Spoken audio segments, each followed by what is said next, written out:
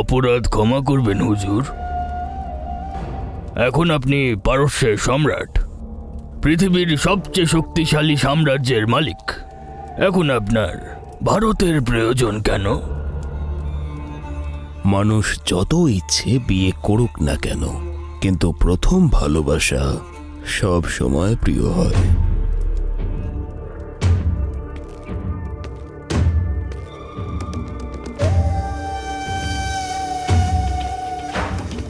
এই সোনার পাখির সমস্ত সম্পত্তি আমার প্রথম ভালোবাসা, আর ভালোবাসার মধ্যে অংশীদারি আমি কখনোই পছন্দ করি না।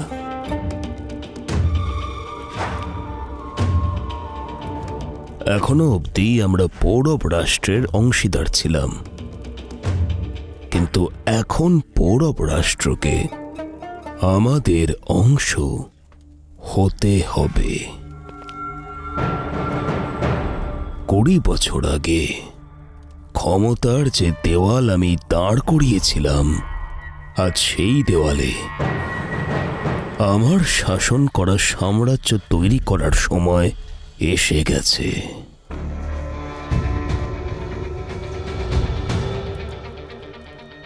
আজ এখানকার প্রতিটি মানুষ যখন আমার উপর নির্ভরশীল, তখন এখানের মুকুটও শুধুমাত্র আমারই হওয়া উচিত। ঠিক বলেছেন হুজুর। পৌরব রাষ্ট্র আর তক্ষশিলাকে তো আপনি আগেই আলাদা করে দিয়েছেন। শিবদত্ত আপনার হাতের মুঠোয়, আর রাজপুত্র কনিষ্ক তো পারস্যের রঙে। একদম। কিন্তু সবচেয়ে বড় বিপদ সে যে পারস্যের সাথে হাত তো মিলিয়ে নিয়েছে, কিন্তু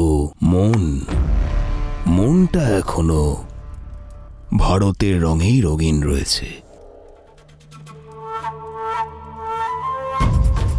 বমনি ওকেই নিজের মুঠোয় বন্ধ করার জন্য এইবার আমি এখানে এসেছি।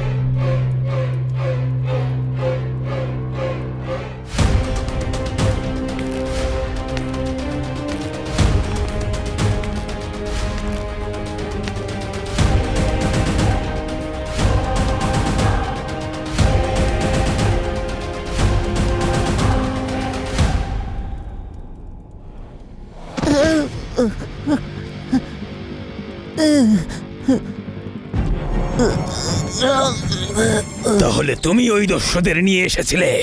না না না, আমার সঙ্গে ছলনা হয়েছে।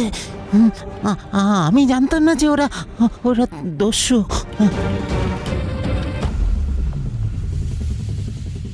আর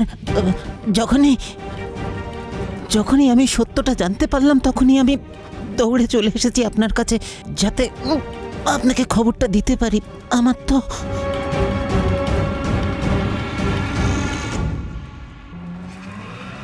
তাহলে চলো আর বলো ওরা কোথায় আছে। আগে অবশ্যই। দাঁড়াও চিন্তন কুমার,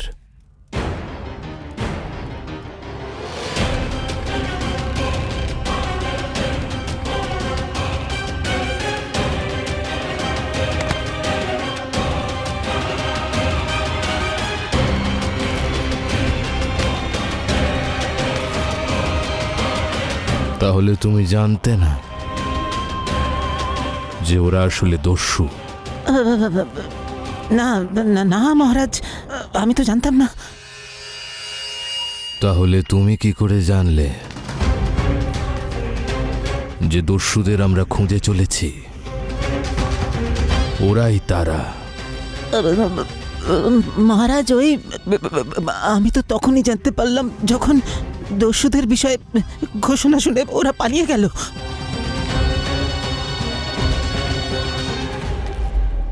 যদি ওরা পালিয়ে গিয়ে থাকে তাহলে তুমি কি করে জানলে ওরা কোথায় লুকিয়ে আছে? ও মহারাজ, আমি ওদের পিছু ধাওয়া করেছিলাম আর আর পৌরব রাষ্ট্রের নাগরিক হওয়ার ধর্ম পালন করতে আপনার কাছে চলে এসেছি মহারাজ। যখন তুমি নাগরিক হওয়ার ধর্ম পালন করছিলে, আমি মহারাজ হওয়ার কর্ম পালন করছিলাম।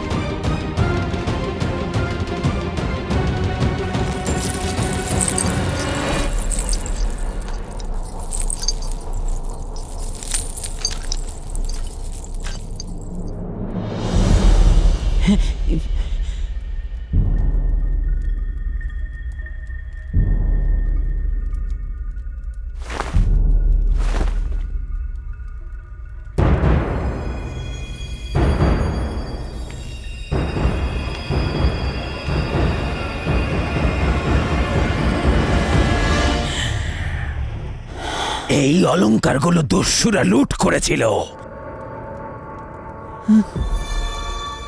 আর এই সমস্ত অলংকার তোমার বাড়ি থেকে খুঁজে পাওয়া গেছে।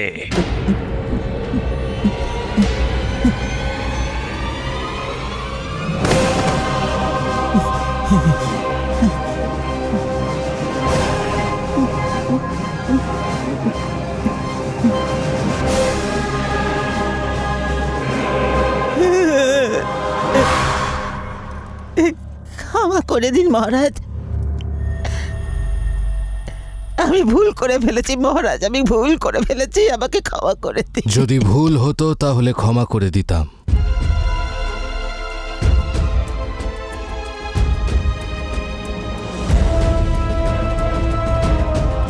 কিন্তু ছলনাকে আমি ঘৃণা করি।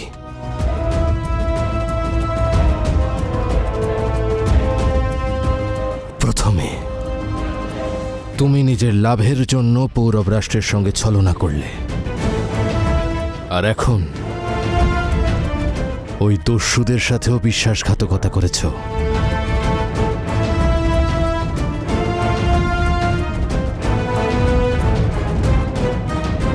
ক্ষমা করে দিন মহারাজ,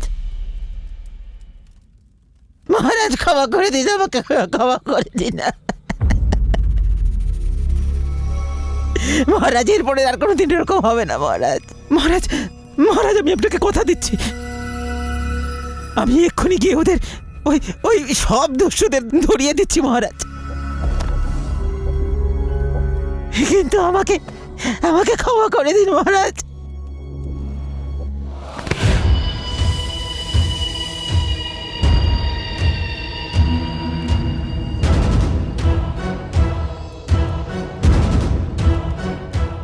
এটা ভুলে যেও না যে এটা আমাদের রাষ্ট্র,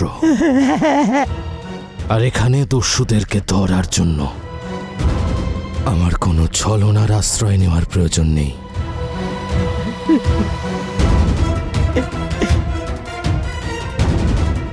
আমার শক্তি যথেষ্ট।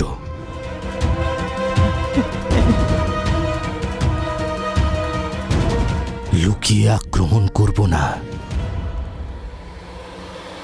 সবার সামনে সৎকার করব ওদের,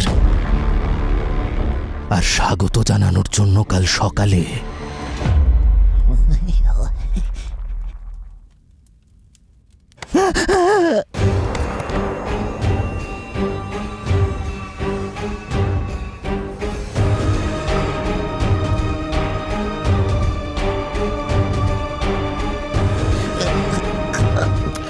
আমাদের তরফ থেকে ওরা একটা উপহারও পাবে।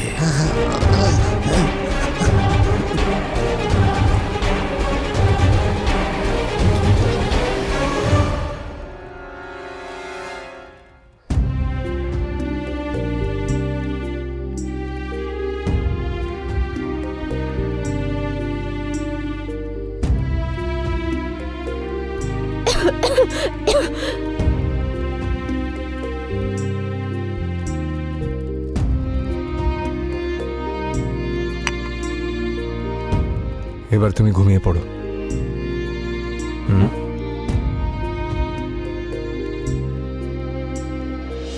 না,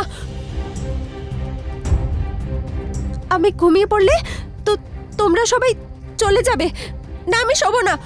না মা, আমি কোথাও যাব না। মিথ্যে বলছো তুমি।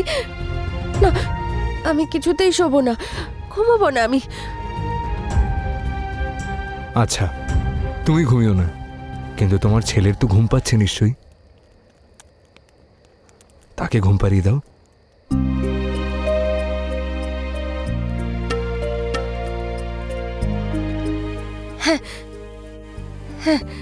ওকে ঘুম পাড়িয়ে দিই।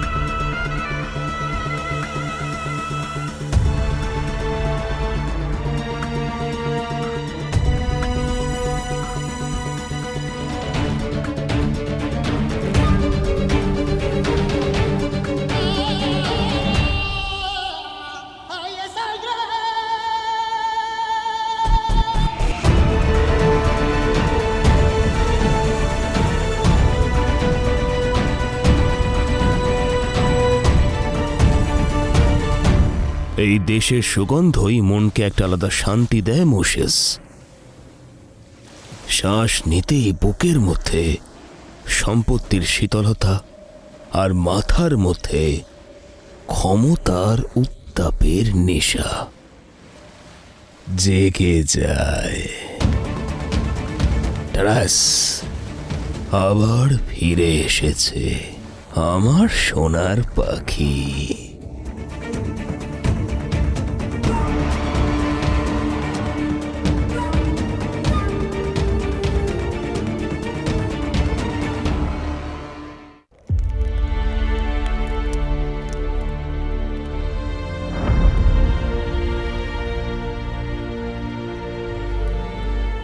না জানি কেন তোমার আর ওনার মধ্যে এক অদ্ভুত সম্পর্ক আছে মনে হচ্ছে। সম্পর্ক তো আছেই লাচি। ওনার কাছে পুত্র নেই আর আমার কাছে মা নেই।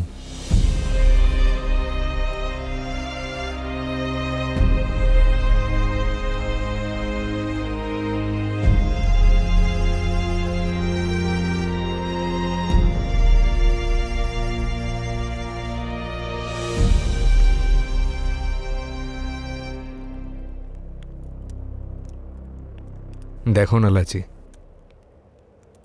একজন পুত্র তো তার মাকে ছাড়া থাকতে পারে, যেমন আমি, কিন্তু একজন মা তার পুত্রকে ছাড়া বেঁচে থেকেও মরে যায়।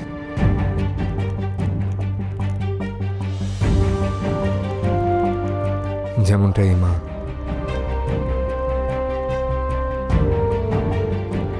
ইচ্ছে তো হচ্ছে যে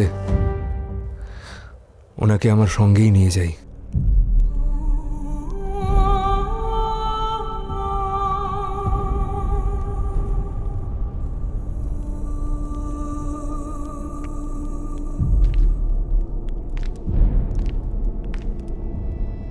আমি তোমার কষ্টটা বুঝি পুরো, কিন্তু এটা কি উচিত হবে? ওনার পুত্র হয়তো ওনাকে খুঁজছেন।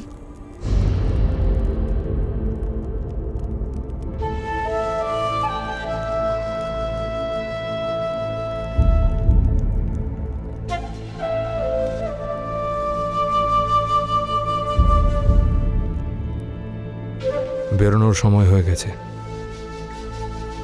প্রস্তুত হয়ে নাও।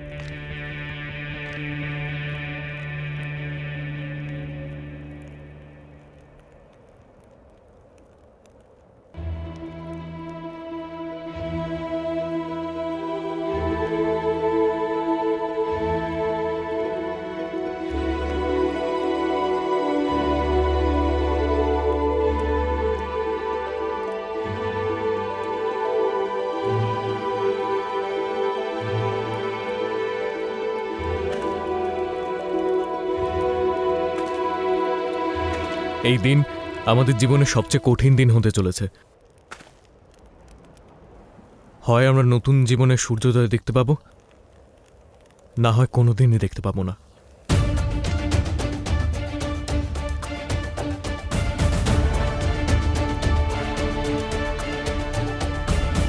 ব্যক্তি তখনই পরাজিত হয় যখন তার মন হার মেনে নেয়। যদি আমাদের অন্তরে শক্তি থাকে, তবে কারুর কোনো ক্ষমতা নেই যে আমাদের মেরে ফেলে।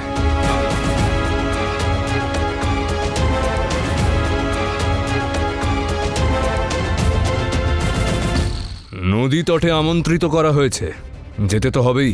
মহারাজা বমনির সঙ্গে দেখা না করে গেলে এই যাত্রা অসম্পূর্ণ থেকে যাবে। ওরা পালিয়ে যেতে পারবে না পিতা, নিরাপত্তা ব্যবস্থা অত্যন্ত কঠোর।